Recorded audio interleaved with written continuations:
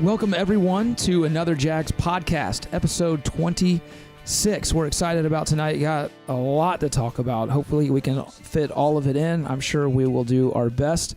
We have 3/4 of our group here tonight. Robert's out, not feeling 100%, but the rest of us are going to hold down the fort. Joey, how are you doing tonight? I'm doing good. How could it not be after that last preseason game? I mean, Cody Kessler, quarterback of the future. Easy. Let's not get ahead of ourselves. Woo! Yeah. Excited. Jason, how you doing? I'm doing good. I'm currently doing my fantasy draft during the podcast, so hopefully that doesn't bother anybody. Are you going to be with us? Are you here? Yeah, I'm here. I mean, Lamar Miller's up, and that's one of the guys I targeted to get. So he's currently being auctioned at $20, which is right where I have him. So okay. That's more information than we needed to know, but we'll take it nonetheless. Before we get started with all of our discussions on the Marqise Lee, the last preseason game, and all that other good stuff, we want to remind everyone that we are on Twitter at Another Jags Pod. We are at Facebook and Instagram at Another Jags Podcast. If you have any confusion as to where to find us, how to listen to us, you can go to our website at anotherjagspodcast.com or just go to YouTube and type in Another Jags Podcast, and we're there. Listen, we try and make it as easy as possible for everyone to listen to this show because for some reason we think people want to hear what we have to say. They do. They do. The people have spoken. They at least want to hear what Joey has to say. Occasionally. Yeah. So anyway, we are going to get started. Listen, the story of the week, the story of the preseason is Marqise Lee going down for the year. If you saw the hit, if you saw the injury, you knew immediately it was done. There was really no question about it. It was a pretty severe hit. His leg bent in a way that is not supposed to. And so we wish him well and a speedy recovery and hope that he comes back. Let me just ask you guys really quick, on a scale of 1 to 10, how devastating of a loss is this? I just feel bad for him, honestly, because he's been tagged with that kind of like Fragile Taylor thing, like Fragile Fred. He beat, got through that, did great last year, and that wasn't his fault. There's nothing to do. That wasn't a hammy. It wasn't anything. It was just a unlucky thing. But as far as the Jags go, I don't think it's a big deal at all. Okay.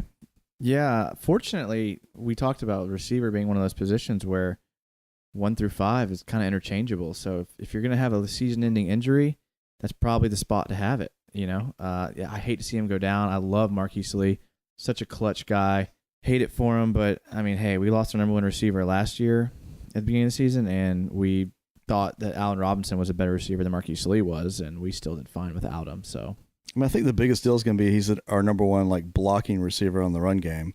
That's probably where we're going to miss him most. I mean, as far as his third down percentage, yeah, that was good. I think Moncrief will step into that position, especially that slant route that he had. I mean, I think he's ready for that if he stays healthy. And I mean, Rashad Green should be going to wherever Lee is at and kissing his knee and thanks, buddy. Appreciate it. Yeah. Another year on the Jags. I mean, and that was going to be a decisive spot. I mean, it was we're going to have to let go of a good receiver. And now we really don't because he got hurt, unfortunately. So who's the next guy up? Who takes Lee's spot as the number one receiver? Not just on the field, but in the locker room, because I think that's where most people from the Jaguars organization were really looking at Lee as being the leader. He is somewhat the veteran of the group because it is such a young position group. I mean, besides Moncrief, the next most experienced guy is 2 years. Well, I guess you could say Rashad Green, but he's hardly played since he's been here. So You're really looking at 2-year guys across the board. Now, are we stepping up leader in the locker room or leader on the field stat-wise? Yes. Both? Yes. I don't think they're the same person. Who's that? Oh, okay, I see. What you're saying. I mean, I think they're two different people. I think Moncrief is going to step up. I mean, he is that guy. He's got to be. I mean, if he doesn't, then there's something wrong with him. But I think Keelan Cole is going to be the guy that steps up stat-wise. Absolutely. I don't know. I'm leaning more toward Dante Moncrief stepping up a little bit. He's kind of proved me wrong. I wasn't big on him when we signed him, but he's kind of stepped up in the preseason more than I thought he would. So I think he will benefit from that. He'll end up getting a lot of third down looks, I think. Lee was Bortles' first look on every single play. That's concerning to me. He drops back and he's looking for Lee. So I don't know. Who does he look to now? Does he look to Moncrief? Does he look to Cole? I don't know. I mean, it's a tough question to answer because what was my biggest concern about Moncrief, Jason? What were the Colts fans saying about Moncrief? His biggest problem was his injury. Right, and so stay healthy. Right, and so what happens if that comes up again? Then now you got your two true veterans gone. It might not be for an entire season with Moncrief, but you never know. But yeah, he's impressed me in the preseason. But what's more concerning though is Keelan Cole has been non-existent. Yeah, MIA. You know what about that? I don't know if you guys listened to Marone's press conference after that last game? All of it? Maybe not. The guy's a genius, man. Like he's a chess player like nobody's business that we don't even know about. Like he talks about this and that and you have everything. a man crush on. I do, at this point, I do, man. Yeah. Like I would love to eat a bologna sandwich with him and give him a big man hug. Yeah. But I mean, like at the end of the press conference, he slips in there like just randomly. Hey, and then there's Keelan Cole, which we have not featured much in our packages. Like out of the blue, like didn't have to do with much of anything he was talking about. I think that was his way of saying like you could assume two things. One, that hey, he hasn't really shown out in practice, so we haven't put him in many plays, or dude's balling and we know what we can get out of him. And I really think that's the answer, because why would he say that otherwise? No, I don't know. I mean, He's playing chess. I think Keelan is going to ball. I hope so. I mean, that would make this injury a lot less significant. And there's definitely some truth to the fact that this was I don't know if deep is the right word to describe this position group, but kind of the same across the board. It's interesting, you know. Let me ask you this. Let me kind of pause there with Lee specifically, but let's look at the preseason as a whole. All right, the Jags have now been tagged with losing a starter for the year, like many other teams have already. We're one of several. We're not. You can't say the Jags are snake bitten by this by any means, because several teams have lost starters, key players in the preseason for the entire year. What does that do for you in terms of preseason? Is there any validity for the NFL to have 4 preseason games before the season starts? Is this going to change anything? Not Lee specifically, but just all these injuries as a whole. I mean, we already saw, who was it? Jerry Jones came out and said he wanted to add 2 of the preseason games to the regular season. When I was watching the game and I saw Lee go down, I was angry. I really was. And because Lee's a good guy, man. He's a hard worker. And the fact that he's out for the season because of some boneheaded player who went head first into his knees. This guy, this is not the first time he was called for that this preseason. This dude flies around the field spearing people's knees all the time. KZ is one of the worst tacklers I've ever seen. And you can say, oh, he's trying to go low on people. That's crap. He does that on everybody. And he is going to injure more people than Lee this year. Watching his film, he played so reckless against the Jets. It was out of control. Absolutely out of control. I was angry that he was on the field. I mean, why are these guys playing more than 2 games in the preseason? I just don't get it. Well, Sean McVay for the Rams and Nagy for the Bears didn't play. I don't think the Rams offensive starters have played at all. No, and this will be really interesting because of that.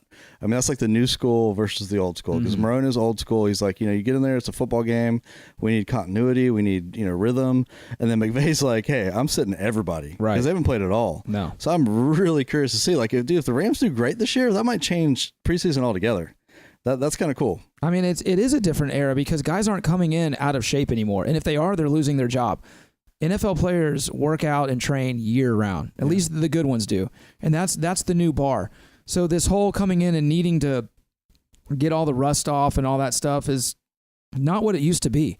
Unless you've been hurt and just haven't been able to train, something like that. I mean, Taven Bryan said it was nice to, kind of get in a game and get the speed. But for the most part, if you're a starter, especially for a good team and you have aspirations to go to the Super Bowl, that means you have players that are elite.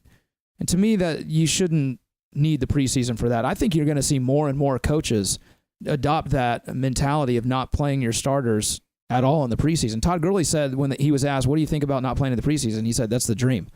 That's the dream of every player, is to not even have to worry about the preseason. Then they can go in ultra fresh starting week 1 when it actually matters. I think it really boils down to whether you're like a skilled player or a position group. I mean, Norwell not playing at all with the offensive line, that's not good going into the season, especially being a new guy. I mean, they need that cohesive. They need that, where am I going to be? What can I rely on? The rhythm of that. But, I mean, yeah, a running back that's been in the league for a few years, or a wide receiver, or even a quarterback maybe. I agree. I don't think it's necessary. I just don't understand the reasoning behind having the hardest training camp in the NFL and then playing your starters the most in the preseason. Like, do one or the other. Like, don't have players saying it's the hardest preseason they've ever had and then play them more than any other team. That's asking for injuries, in my opinion. I think it sends the same message, man. I mean, if you have the hardest camp and then you play your players, I mean, we had one minor injury. I mean, one major injury, but to a minor kind of player. I mean, I don't want to discount Lee like that, but seriously though, you got some other players like blowing Achilles tendons or knee, others. I mean, I agree with the philosophy altogether. Of what? Personally. Of being hard-nosed. I mean, if you make your camp as hard as possible, games are easy. Injuries are going to happen regardless. You got guys that are dropping back in pass cover, for a throw and blowing out their knee like Tyrod did. I mean, that was nothing. That wasn't anything hard. Tyrod's okay though. He is now, but I'm just saying, like, it's going to happen if it's going to happen. You can't guard against that. It's a tough game. But it's not true. If it's going to happen if you're playing. It's not going to happen if it's going to happen. If you're not playing in the game, it's not going to happen. Matt Ryan's not getting hurt because he's not playing. So why not have on the Rams? So why have a preseason at all, or a training camp, or a training camp? I mean, if you're going to have a light, just have them come straight from like summer to playing the first. What I'm saying is, don't have the hardest training camp like Austin Seferian-Jenkins calling his mom saying it's the hardest thing he's ever done, and then be a team that plays their starters more than anyone else. I think the hardest training camp, the hardest training camp prepares them not to get injured in the preseason. If you're that in shape, that strong, that everything, you're less likely to get hurt. I mean, it's easy to play a preseason game when you've been busting your butt in a tough camp. We don't know the extent of Linder's injury. I mean, what if his knee injury is more serious than we think and it lingers all year? Now we're looking at 2 of our top offensive players having injuries that are hurt us all season. That's an assumption. We'll see. I'm just saying it's that close to going that way though, and that's my point. Do one or the other. I'm cool with you having a hard training camp, but don't play your starters in 3 preseason games. It's just I don't know. It worked last year. I don't think you need that many preseason games. I agree with that. Do 2 preseason games, 1 home, 1 away, and call it a day, and then let's get started with the regular season. But, to me, I was thinking about the Lee injury versus A-Rob's injury last year. And virtually they're missing almost the exact same amount of time. Yeah. But Lee's injury was much more aggravating, and not in terms of what we were losing, but just how it happened, because it was in a meaningless game that he did not need to be in, where A-Rob's was in the regular season. To me, that is just totally different. It's totally different when a guy gets injured in a regular season game when it actually matters versus a game where it doesn't matter at all. Especially, you would think that Lee and Bortles have enough of a rapport that he doesn't need to be in there. And my thing is football, and it's set up the way it is right now. If we want to talk about changing the preseason altogether, sure. I agree. Less preseason games. But the way it is set right now, I mean, they're going to coach to what it is right now. And, I mean, honestly, Lee going out now versus the first play of the first real game is better. They can plan for that. They can set their depth chart based on that. They can set their cuts based on that. I mean, their reps based on that. I mean, him getting hurt in that game is way better than what happened to A-Rob last year. Yeah, that's a good point. It will be interesting to see, I think, especially with the Rams and the Bears, because those 2 teams are in 2 entirely different places. The Bears are going to be horrible, so let's just say the Rams. Yeah, well, but they both did the same thing, in terms of resting their starters and not playing them. I don't know. I think the Bears played their starters in the second preseason game, whereas the Rams haven't played their starters at all. It'll be interesting to see how they look in week 1. I think after that, they're going to probably catch up pretty quick, but, in the NFL, 1 game can go a long way. I mean, we've seen players that are holding out in training camp in preseason, and they get off to slow starts. That happens all the time. Le'Veon Bell happens to him. If you're going to be at training camp, that should suffice. Yes. I mean, it should.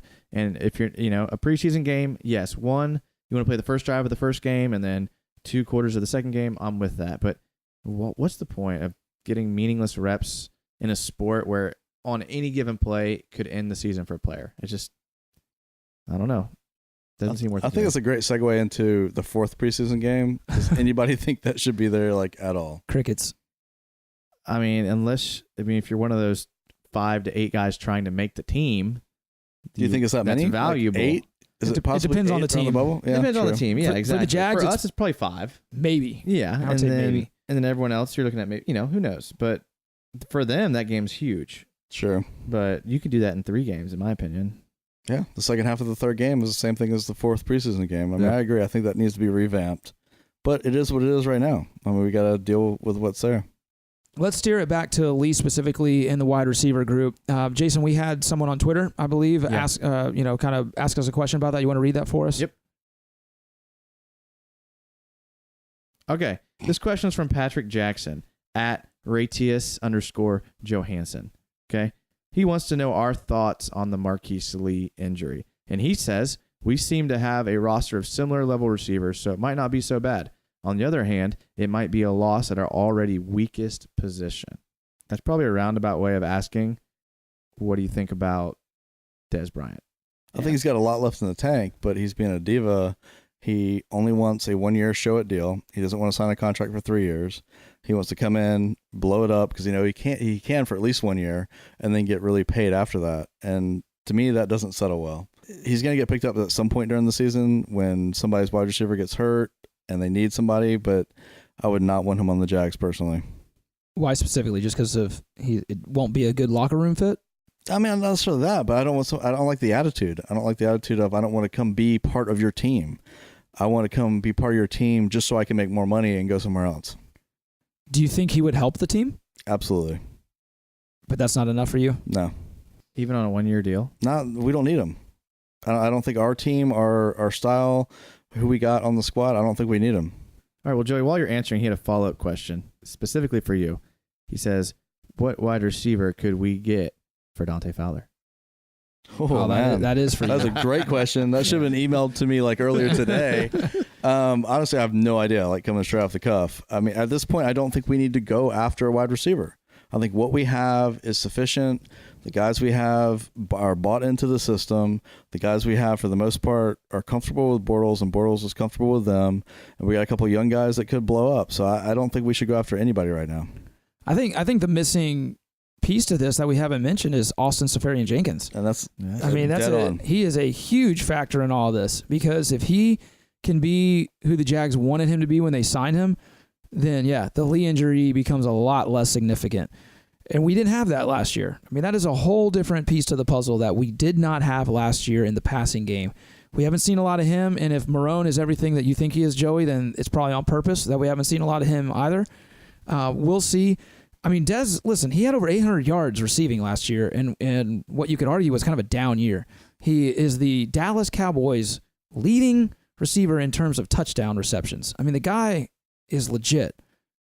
But I agree with you, Joey, that he would need to come in and really be told this is what's up. Because if he comes in and Bortles doesn't get him the ball, you know, that's going to be a huge deal. And we don't need that. We don't need it. And my whole thing is, if they wanted Dez Bryant, they would have already signed him before Lee went down. You know, they would have, because they're not the same receiver. It's not like you can compare Marqise Lee and Dez Bryant. They're two totally different receivers. So if they had wanted him on the team and thought they needed him, they would have already went and got him.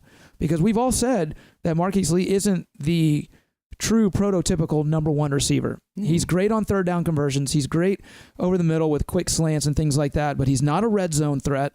He's not a deep ball threat. Those are both things that Dez Bryant is. So if they wanted Dez Bryant and thought we need this type of receiver, they would have already, you know, and maybe they did. Maybe they did reach out to him and it didn't work. But I don't think Lee going down changes their mentality on if they need him or not. I think that chapter was closed already. I don't know if I agree with that, because if you look at the overall value of the receiver, the grade would go down if you take out the number one. So let's say we're sitting at, it's just hypothetically, let's say we're sitting at a B for wide receiver grade. With Lee going down, we're now tipping the scale down to almost like C level. Bringing in Dez Bryant probably doesn't skyrocket you back up, but it might bring you back to B. But the reason why I think they won't sign him is because it's not like they have a bunch of guys on the roster that they don't expect to develop. Dante Moncrief is the only guy that we probably won't have back next year. Keelan Cole, DJ Chark, D.D. Westbrook, and Marqise Lee will all be back next year.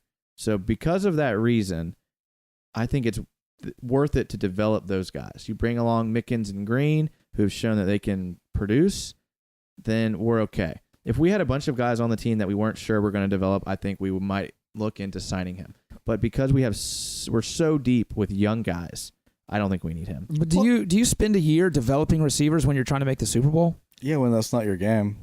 I think that because of what Dez Bryant gives you, I don't even know if he gives you what Marqise Lee was going to give you. Like, he might be a worse receiver than MarqiseLee.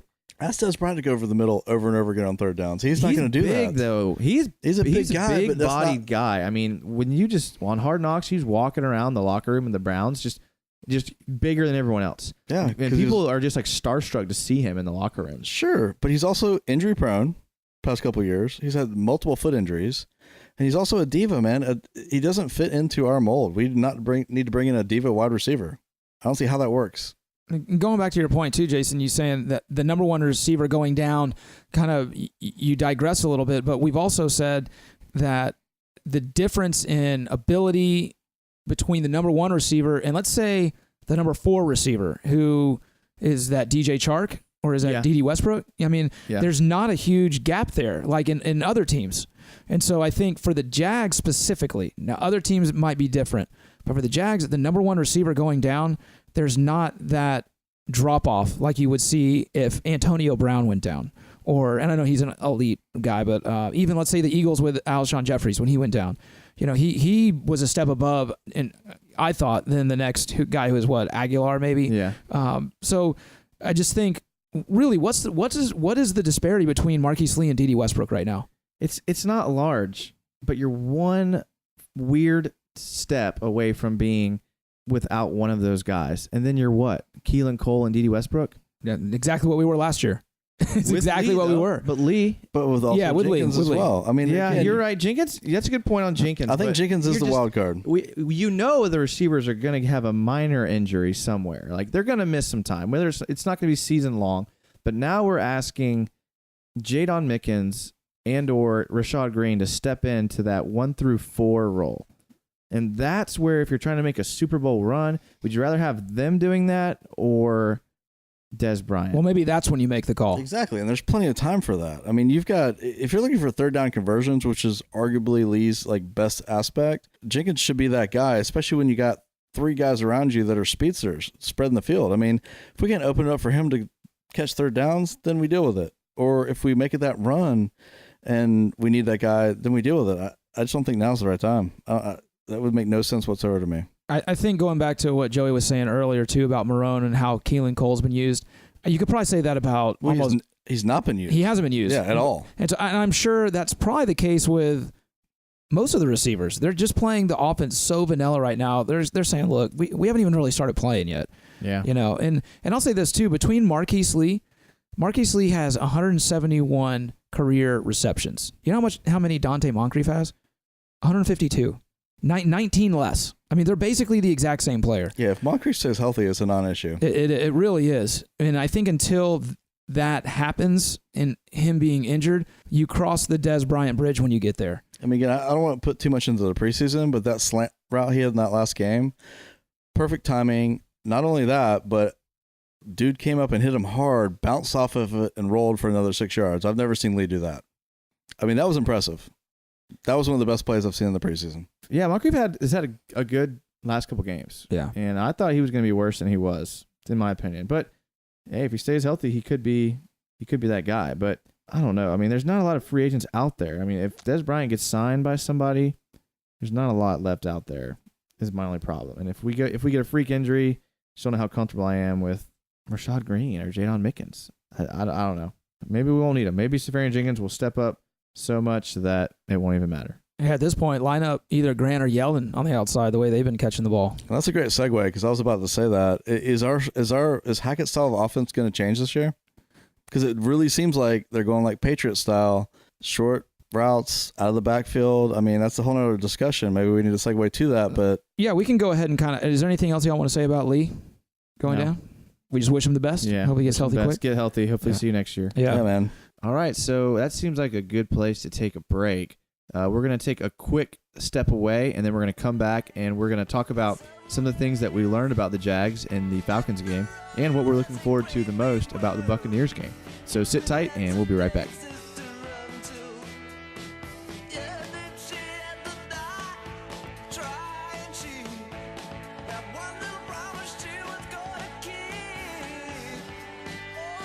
And welcome back to another Jags podcast, episode 26. Wow, that's pretty impressive. So thanks for listening. Remember, you can find us on social media at Another Jags Podcast on Twitter and Instagram, and you can find us on Twitter at Another Jags Pod. Also, our rough, sketchy-looking website at anotherjagspodcast.com. So, guys, let's go back to the preseason game, Saturday night. I was hanging out by the dog park, listening to a dog bark for not one. Don't get me started. Not two, but for 3 straight quarters, a dog continuously barked during the game. Let me tell you how upset I was, okay? Let me tell you how upset I was. You can't get that kind of ambiance at your house for free. So the Jags sent out, which I just found out because I gotta go to every Jags home game, but I'm a new season ticket holder. They send out like a survey on email, right? I took the time to fill out the survey, and I wrote my thoughts on the dog park, and I sent it back to them. Have you ever done that before? Never in my life. That's pretty impressive. Have I ever even thought about filling out a survey? You were so mad about the fact they did that. Survey was the answer. Yes. I've never actually thought about the noise that the dogs would make that would annoy someone during a game, but that just brings it to a whole another level. Right. Like, hopefully they take note of which dogs like didn't show, because it was just like one, like it sounded like some kind of hound dog. It was just like howling.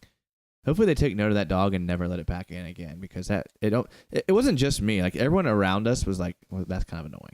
Or they do this. They tear down the dog park and just let humans stand there. It's an okay idea with horrible implementation. I mean, it's an okay idea if it's outside the stadium. Agreed. And it's like a place to tailgate or and something. You've got some TVs and some whatever. I mean, God, awful. Swing and a miss. Yeah. What about the game? There were some highlights. There were some lowlights. Based on the preseason alone, I don't want the Jags to do anything on offense except throw screen passes until the other team's defense stops them. Yeah. I mean, I've never seen so many amazing screen passes just over and over. Corey Grant, TJ Allen, Leonard Fournette, it didn't matter. All three of them were catching them and running 20, 30 yards, it seemed like, every single time. I mean, they were doing it out of that two-back formation with Fournette and Grant in the game. And then, they had one screen. I think it was their most gained yardage play on a screen pass. He threw a pump fake to Fournette on a swing and then just turned around and dumped it off to Corey Grant. He went for like 30 yards. I know. I was like, why did you do that? Yeah. Save that for week one. Yeah, exactly. That whole formation with Grant and Fournette, I loved that. Yeah, I wish they hadn't shown that. Or Yeldon too, though. I mean, Yeldon looks like a completely different player, and he looks almost like a wideout at times. I mean, he can still run it, but I mean, all those throws out of the backfield like that, those short routes to the running backs, those things are crushing teams. I'm sure you can defend against that when you get your packages in, but completely different style. I think it's a little bit like the Patriots. Well, it slows down the defensive line rush, which is what makes screens so valuable. You run the risk of not getting any yards on him or negative yards if the defense is ready for it, but it prevents blitzes. It prevents from aggressive defensive linemen. If they go flying up the field, drop it over the top of them. So it really slows down the pass rush, which really helps Blake. Right. Yeah, and that was my biggest take from that preseason game against the Falcons was we haven't seen that to that extent, and they all look really capable of it, which means they're working on it a lot in my mind. I mean, they look ready for it and fast, and that was nice. I liked it. To be honest, I saw too many of them. I was like, hold back. Yeah. I don't want to see these anymore. I think the screen's just is one of the most vanilla plays you can run, and that's where they're doing it. Yeah. But only if you're good at it, though. They definitely executed it well. Yeah, they did. Yeah, the offensive lineman got up the field, which is what you want. And it really showed off the depth of our running backs. I mean, we have a trio. I don't know if the Jags have ever had three running backs that are this good. Yeldon, I thought we should have cut him last year. Mm-hmm. But at this point, Yeldon, I'm liking the guy. Oh, absolutely. I think he's going to be the comeback player of the year this year. All right. Wow. Bold prediction already. Nice. We're supposed to save those for next week. All right. So we obviously like the running backs. We like the screenplays. Mm-hmm. Anything else that you liked on the offensive side of the ball? Like we've mentioned Moncrief. It was kind of funny. It was like as soon as Lee went down, it was like the flip switched for Moncrief, and all of a sudden he just took over and was that guy. Yeah. If you hadn't known that Lee went down, it just he must be out. And I don't know. It really was. It was quick. Almost immediate too. Right. Yeah. So that was encouraging. Kessler Okay. looks good. Yeah, he was 6 for 6 for a little while, or 7 for 7, something like that. If we can get him in the games we're winning, like I've said over and over again, Trade bait. Let's get it. Let's get a 3rd round pick for him in the offseason. I mean, I'd like to stop everybody right there for a second because first of all, the preseason's garbage. Preseason's for trying things out, but immediately when Blake has first of all, the tip interception, that was a heck of a play by the defensive guy. I mean, he contorted his body, jumped up, tipped it. Blake looked fine. I disagree. Of course you're going to. I disagree. But everybody's jumping. You're not concerned with him whatsoever. At all. So you're still saying Pro Bowl. Pro Bowl. No, look, man. The 2 interceptions were bad, but he had a lot of other bad throws in that game. Sure, let's go with that shuttle pass, man. If you're going to try something, it was horrible. But if you're going to try something out, and The Me and you preseason's both time to know do that it. was not Blake thinking, it's preseason. Let's try this shovel pass. That was 2016. That was Blake. I think that going- was him rolling out, not giving a crap because he knows he's a starting quarterback and trying something. Hey, if he wants to be like Brett Favre, do it, dude. No, and that preseason was- time to try it out. That was old school. That was the worst. Forget about the interceptions. That was the worst throw. It's that he preseason, had. man. That means nothing. He will not do that in the regular season game, guaranteed. I don't know. I wish I could be as confident as you. Are you kidding me? This is Blake Bortles we're talking about here. I know that's the problem is you guys are still thinking about him like everybody else is, and nobody wants all the media. The second he does something, when it's to jump all over it because they don't want to talk about the Jags in a good way. I'm not saying And that our own fans are doing the same I'm thing. not jumping on him or saying he's bad, but I'm saying the Blake panic shovel pass is quintessential Blake Bortles. Yes, it is. That's what he does. I think it's quintessential old Blake. he did it like yesterday, 2 days ago. Last year, how many times did he do it? Last in year, regular season. I mean, he did not have a very great How many start of the year. How many pick sixes did he have last year? pick sixes? That's our measure on. Yeah, on- absolutely. That's his bad of the bad. Because with our defense, that's what we have to worry about is him making horrible decisions. Not bad ones, but awful ones. He made two. I don't know about that interception that was on about the 2-yard line. Someone said that may have been on the receiver. Yeah, ran the wrong route. DD Ran the wrong route. DD did not finish his route on that. Yeah. That was a fact. Listen, I'm not at all saying that they need to consider Kessler or that Kessler's better. I think that's ridiculous.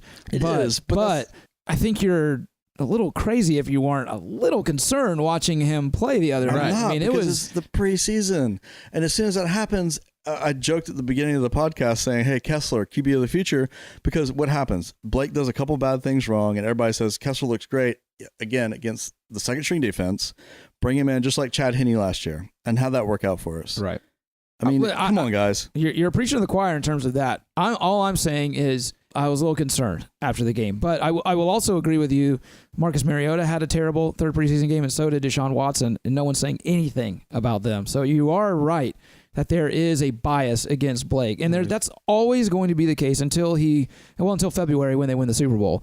But it's just going to happen, and that's something that thankfully he can handle. He can handle the criticism, but at the same time, some of it is brought upon you when you are in the midst of getting tackled and you throw behind your back, not seeing anybody. I mean, that's the one that got me because it was 2016 Blake, and I just had flashbacks. And here we go again. What are we going to do? It was bad, but I boil it down to the fact that, dude, they don't care about the preseason, man. He knows he's got the job. He knows what he can do. I think he's confident at this point. I mean, he was just whatever. If that's the truth, then why is he even in there to begin with? Well, true. Get him out of there. Don't even play him. Agreed. Can we go to the defense now? You want to talk about Blake anymore? I love Blake, but You don't love Blake. is Blake. You're only saying you love Blake because you want him to hear you saying you love Blake. Come on now. You want Kessler starting. I love Blake. All right. He is one of my favorite. He is my favorite quarterback in the NFL. But to sit here and act like he's Tom Brady is ludicrous. Never did I say that. Okay. At all. I'm just saying the Blake shovel pass is Blake. Let me ask you this, Jason. Do you think he makes the Pro Bowl this year? No, Okay. not even a shot. Wow. Hey, Blake, did you hear that, buddy? Are you kidding me? We're not even Blake Did you hear Bortles. that? His number one receiver just went down, and then we run the ball every play. He's gonna make the Pro Bowl. I mean, if they put value in like rushing yards, I think he would be. Hey, if they keep running screen passes the way they do, he's going to have like 300 yards passing a game. Exactly. Oh Maybe the man, easiest James, I love- James I is love getting on the Blake but- train. I mean, there's teams that his entire schemes are based out of the quarterback throwing the ball. Those are the guys that make the Pro Bowl. I think Blake's going to have a good year this year. I don't think what we saw in week 3 is going to be Blake. There's going to be those moments, but I think it's going to be fewer and further between. Pro Bowl, I don't know. I mean, I hope so.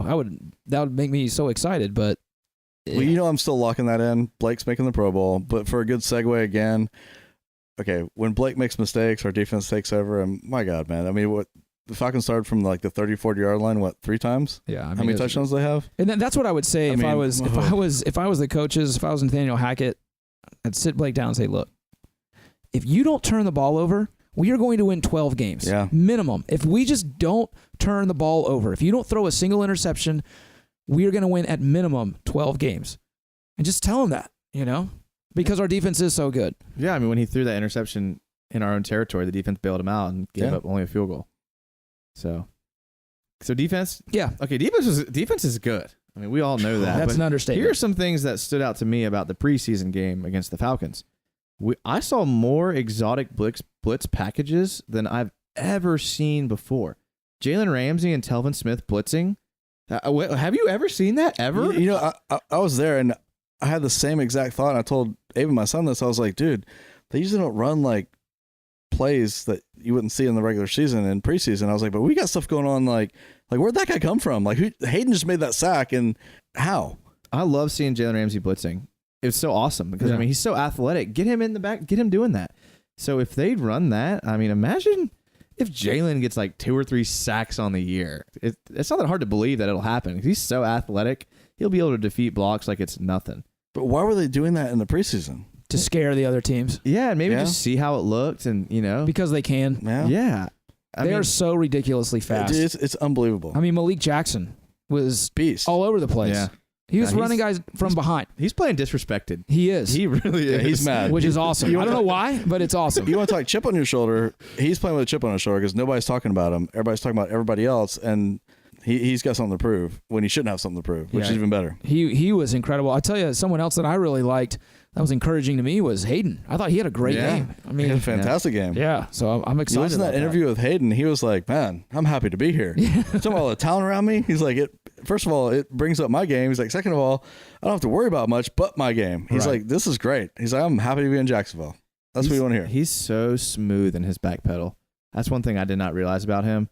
But I was watching the play where Tyler Patman broke on the ball and made a good break on the outside. And like in the frame, you see DJ Hayden like perfectly weaving inside and his perfectly smooth back pedal. I was like, ooh, man, that's a vet right there, man. That's something I kind of underestimated was his like smoothness in his back pedal, which is what a lot of people are evaluated on as defensive back. Hey, first round pick out of Alabama for a reason. I mean, the guy he has a high pedigree, so it's like he's some chump off the streets.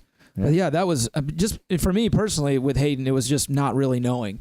That was really the first game where he showed out and he looked like he was part of the defense. You know what I mean? Yeah, like he was fitting his role a lot like what Colvin did. I mean, he looked like Colvin, I thought. Yeah. So that's awesome. We'll see how he's sometimes he's a good tackler. That's what I liked about Colvin. I thought Colvin was a good tackler. So if Hayden can do that and Patman coming off the bench for any kind of like rest or break, I mean, he looked good. Yeah, Patman continues to look really good. I'll tell you something else that really stood out about the game on defense was the versatility of Yannick Ngakoue. He wasn't just getting after the quarterback. They had him lining up in every single position. I saw him in 2-point stands more than I did in 3-point stands, like standing up and rushing the quarterback. When they would blitz Telvin and Jalen, they would drop Ngakoue to the zone, to the middle zone. The dude's out there playing outside linebacker. That dude can do it all. I didn't realize how versatile he was. I joke about Blake making the Pro Bowl because I'm a huge Blake fan, but you joke about Blake making backpedaling. I'm not backpedaling. You're backpedaling like DJ Hayes. I've locked it in. I think Blake makes the Pro Bowl, but I will lock this in even further. I mean, Ngakoue, is he not Defensive Player of the Year next year? Joey, you're stealing all the thunder. Next week is our bold predictions for the season. Yeah. All right, you got to slow down a little bit, man. Small ones, though. Those aren't bold ones. Everybody's seen Ngakoue play. That's not a shocker. Yeah, he's absolutely in the running. I mean, my God. Yeah, I mean, the guy, like, how could you get any better than he is? I mean, he's a freak. He is now. Oof. Is he on the Von Miller level? Like I said last week, I think he looks like Von Miller to me. Khalil Mack, Von Miller status. Better than Khalil Mack. He looks like one of the best football players I've ever seen. He looks good out there. Yeah, he does. Yeah. Again, it's preseason, but you know that guy's going to do that in the regular season as well. Yeah, he is. I mean, he is. Man, I can't wait to see what he does this year. I said last week on our podcast he gets 16 sacks, and I think that's absolutely doable. I laughed when you said that, and at this point, it's possible. Yeah. I'm thinking like if he got 20, I wouldn't be surprised. No, I wouldn't. What's the record? Is it 21? I think it's 23. I have no clue. We can fact check it. Well, that was the one where Strahan. Favre fell down and gave him the record, right? Yes. Yeah. Okay. I think it was 23. I think you're right. But, I mean, it's just there's so much, like we talked about last week, there's so much talent around him. You cannot. It's 22 and a half. You can't focus on Ngakoue. You got Malik Jackson. I mean, the sack that Malik Jackson had, Ngakoue was a fraction of a second behind him. Yep. Like if Malik wouldn't have gotten him, Ngakoue would have. Right. At the game, it was hard to tell who got the sack. It was that close. You're right. When I went back and watched it, Ngakoue was everywhere. You just think about how fast these guys are, and we'll specifically Ngakoue, since that's who we're talking about. Imagine the offensive linemen for the other team, how exhausted they're going to be by the fourth quarter. And Ngakoue is in insane shape. He's going to get sacks in the fourth quarter and just mop these guys up. I mean, they're going to be over it. They're going to be so exhausted, tired of chasing these guys down, and he's going to keep going because his motor does not stop. And not to mention you're bringing in Taven Bryan and Dante Fowler. Right. Fresh legs. Exactly. On rotation. That's almost ridiculous. I mean, to think about that. I mean, oh, God. What do y'all think of Taven Bryan? So good. Loved him. Thought he had a great first game. I was glad he got out there. Very pleased. He looked quick. He looked incredibly strong. Again, this is his first preseason game, so it's his first taste of NFL action, and I liked what I saw. I mean, he had a pass break, where he swatted the ball, which was, I love that. As great as our defense is, we didn't really have a lot of that last year, which is kind of surprising because Calais Campbell's 8 feet tall. But I think that'll be good. He said he was more comfortable in the 3 technique because that's where he played at UF. Right. So he's got to get a little used to being on the end more. But, yeah, I mean, to me, he looked like a first-round pick. He looked like the guy that they thought they were drafting, which is all you can ask for. No doubt from like a speed, strength, all that standpoint, looked on point. Football IQ definitely has a lot to go. But the good thing is that he's in the defense where he doesn't need that. Right. He can learn that as the season goes on. So, yeah, dude, he's going to make some plays. He's huge, too. Yeah, dude, he's a beast. He's huge. Yeah. His strength is just what separates him. He's just so strong. You can't, I mean, at Florida, he was double-teamed every single play. He's still in the backfield. And a guy that can, I mean, that's like what Malik Jackson does. Mm-hmm. That's what Marcel Darius does. And he is faster than both of those guys. So, Was it Campbell that said that it's the best rookie he's ever seen? Yep. Yeah. I mean, coming from Calais Campbell, almost maybe possibly should have been defensive player of the year last year, saying that's the best rookie you've ever seen. I mean, that says a lot. Our defense is just so incredible. Oh my God. I mean, it's insane. You can't even put it in words, really. I mean, it could be the best defense of all time. it almost was last year. Third bold statement of the podcast, Joey. Come on, man. Dude, I can't help it, man. I'm excited. You are excited. Do you realize we are 9 days away from the first game of the season? Not Jaguars, but first NFL game next Thursday night. Dude, exciting. This Sunday is the last Sunday until February that we have football. It's awesome. It's nice to hear. Yeah, Sunday's here on out. One more to go, and there's college football this weekend, so that'll get us through. Is anybody going to watch the next preseason game besides Jason? Is Jason going to watch the next preseason? Of course he is. How much of it are you going to watch? Honestly, I probably will at least watch till the third quarter. Really? I'm sorry. That long? Till the fourth quarter. What? Wow, it's dedication. I love football, bro. I fell asleep in the fourth quarter of this last one. It was awesome. And I'm not gonna lie to you guys. All right, this is me being honest with you guys. Okay, it's me being honest. I will probably turn it off somewhere in the second half, but I will go back and watch it on NFL Rewind. So without commercials. In that second half, what are you looking for? I'm just curious. Like, what are you looking for specifically? Like, I kind of just want to see like what these maybe newly drafted guys will do, guys that are on the fringe of making the team, to see like what they'll do. Is that possible like practice squad guys that might make it after some development type of thing, or? I mean, I think you'll see Kessler play a good amount in that game. I think you'll see. I was going to say, will Tanner Lee play? Tanner Lee will probably play the whole second half. That's why I would watch. I just want to just watch Tanner Lee. Taven Bryan will probably play a half, if I had to guess. You may see Will Richardson play. You may see Leon Jacobs. Well, maybe not Leon Jacobs, but you'll see Lorente McCray. I like Lorente McCray. I think he'll be significant. The problem with that is, and I get what you're saying, watching those guys, but they're going against subpar talent as well. To me, it's hard to evaluate Will Richardson on the offensive line when he's going against a guy that might not even make the Bucs team next, by the end of the week. I agree. But there's some. I'm not hating. I was saying, if you want to watch it, more power to you. There's just there's things about Will Richardson that scare me, and but I guess I'll be able to tell even if it's against backups. Who I want to watch more than anyone else is Ronnie Harrison, because he didn't play in week 3. Oh, do we know if he's going to play Thursday? I'm not sure yet, but I would like to see him play again. See what because as good as he looked in the second preseason game, if he plays in the fourth against subpar talent, he should absolutely dominate. And I'd be interested in seeing that. Yeah, he may be a guy that plays a half, maybe. I mean, Jared Wilson had a great pass breakup in the game against the Falcons. I mean, that's a guy who played some significant reps last year in the playoffs. So is he a guy that comes in and plays? It's also a guy that Mike Taraco of ESPN, the Jaguars beat writer, has not making the team. It's also a guy that I had to tweet out during the game. Who is Jared Wilson? Really? He played. I don't remember from last year at 9 all. snaps against the Patriots. 9 snaps. Come on, how'd you not know that? Because I'm not Jason. But Not Rain Man.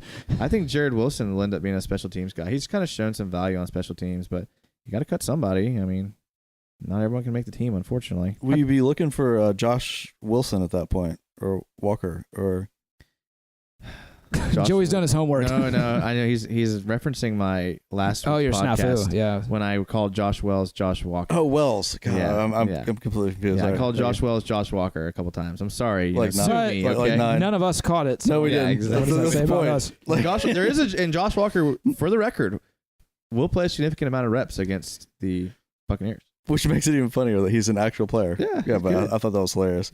Not just an actual player, but someone who's going to make the roster. Yeah, more than exactly, likely. which is even funnier.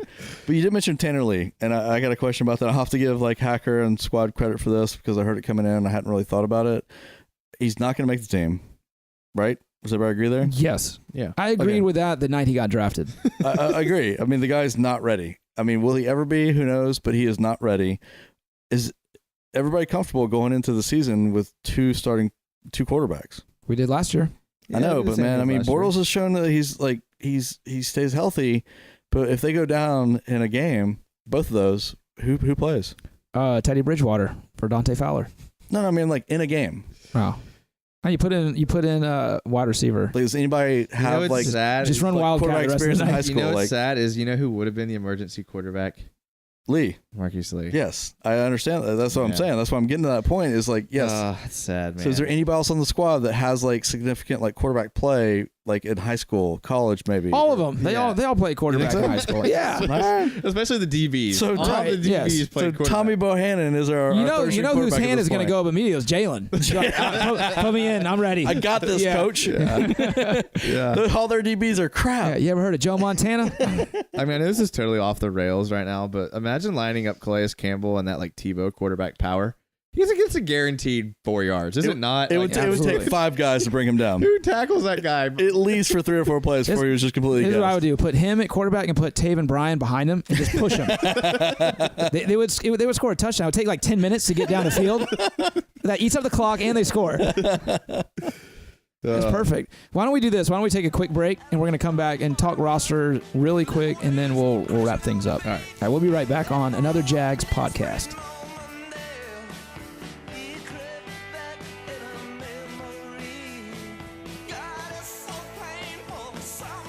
All right, so let's wrap this episode up with roster cuts, which are going to be happening Saturday, September 1st by 4 p.m.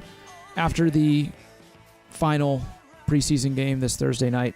Are there any surprise cuts that you guys see coming that maybe you didn't see happening before the preseason started, before training camp started? I mean, I would have thought we would have seen one at wide receiver until Lee got hurt. But with that being out of the equation, I mean, I don't know, Jason, anything you think?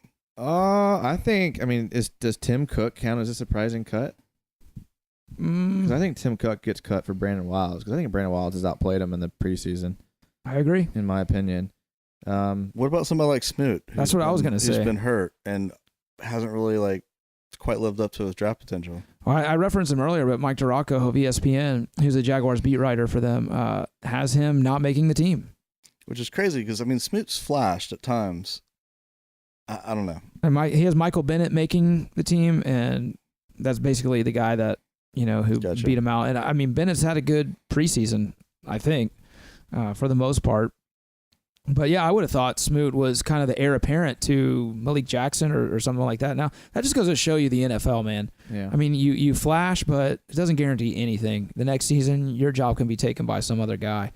So I think for the most part, and this is why the Jags are so good, the roster was pretty much set before training camp even broke, besides Leon Jacobs, which I don't think anyone saw that coming.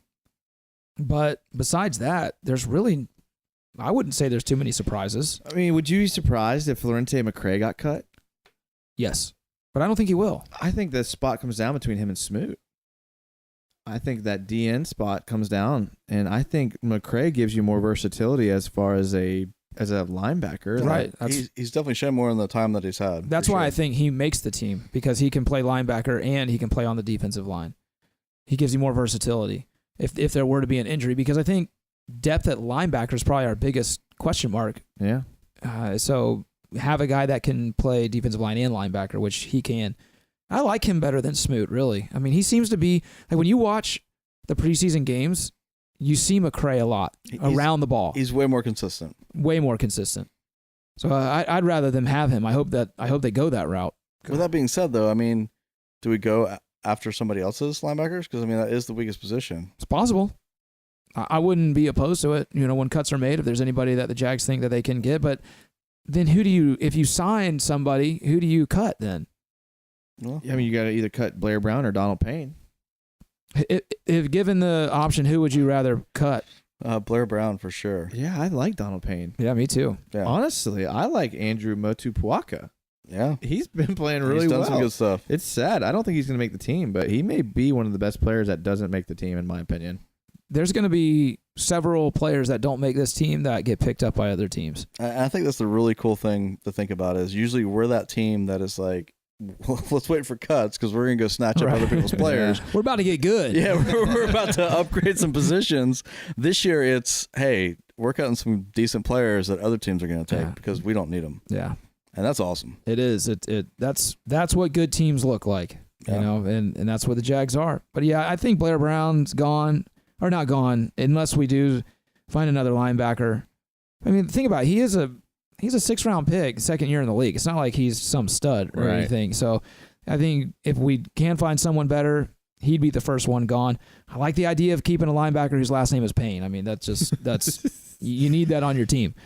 So I mean, those are all just special teams guys. So whoever they evaluate to be the best special teams player is going to be who they keep. Right. But also considering that some of those guys could play if Miles Jack, Telvin Smith, or Leon Jacobs go down. Yeah. And honestly, as a fan and not like just like the Uber football schematic guy, I don't pay attention from now until probably right before the next season starts, unless it's fantasy. Right.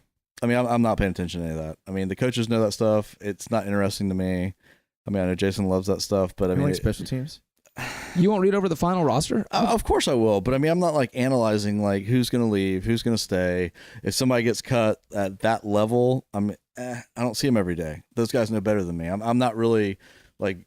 You're too busy hanging outside of Blake's house and try to be friends with him. Exactly. To worry about At some point, his truck will drive by and he'll see me and wave. Yeah. And I'll be excited about that. So you trust the process? I do trust the process at this point. Absolutely. You should, because I mean, there's no reason not to. Marone's done amazing. Yeah.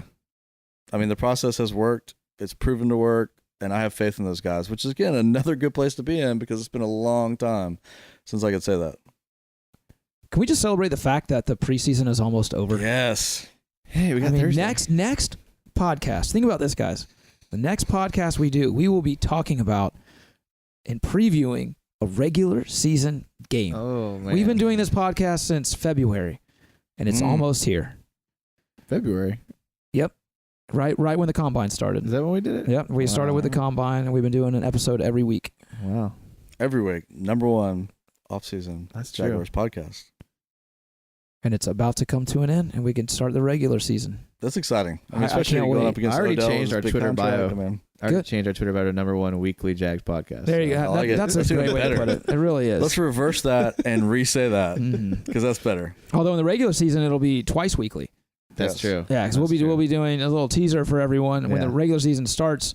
After the first game, we'll be doing a episode of recapping a game, and then we'll do an entire episode previewing the next game. So at that point, we'll be the number 1 by Jaguars podcast. Bi-weekly. Yeah, be careful there, Joey. Be careful. Now's when you want to start backpedaling. We'll start calling you DJ Hayden. Is that it? Are we good? All right. On that note, man, Joey has this knack for ending our podcast. That was completely intentional for anybody not in the room, but let's go from there. Well, that does wrap it up for episode 26 of another Jags podcast. Man, if you can't tell, we cannot wait for the season to start. We are almost there, Jags fans. We are almost there, and it's going to be good. It's going to be a great season. We have a stacked defense. We have, according to Joey, a Pro Bowl quarterback. We have depth at the running back position. We got guys that are going to fill the spot for Marqise Lee and play together. It's going to be an awesome season. And next week, we'll be talking Jags, Giants. Look for us on Twitter at Another Jags Pod, Facebook and Instagram, Another Jags Podcast. Go to our website, anotherjagspodcast.com. That'll send you everywhere you need to go. And send us your questions. Send us your concerns. What do you think the Jags are going to do against the Giants? Is it going to be a steamroll victory? Is it going to be a close game? Well, we'll be talking about that next week, so let us know what you think. That wraps it up for episode 26, Another Jags Podcast. And as always, go Jags.